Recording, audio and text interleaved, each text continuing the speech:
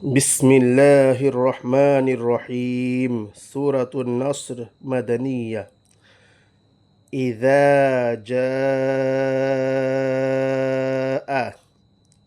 ইযা আলিফ মাদ্দা, যা হরফে মাদের পরে হামজা একই শব্দে আছে, যার জন্য এটা মাদ্দে মুত্তাসিল টান হবে আরে আলিফ। ইযা জাআ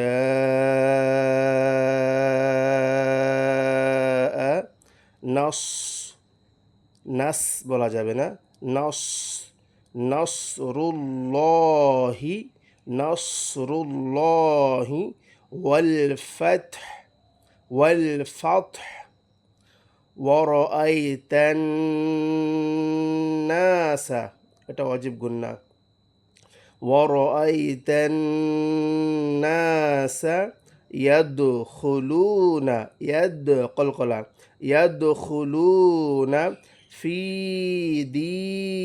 দীনিল্লাহি আফওয়াজা, ফি দীনিল্লাহ, আল্লাহ শব্দের আগের অক্ষরে জের আছে, যার জন্য এটাকে বারিক পড়তে হবে। ফি দীনিল্লাহি আফওয়াজা। আয়াতের শেষে দু জাবার থাকলে এক জাবার বাদ দিয়ে বাকি এক জাবার কি এক আলিফ পরিমাণ টান দিয়ে পড়তে হবে।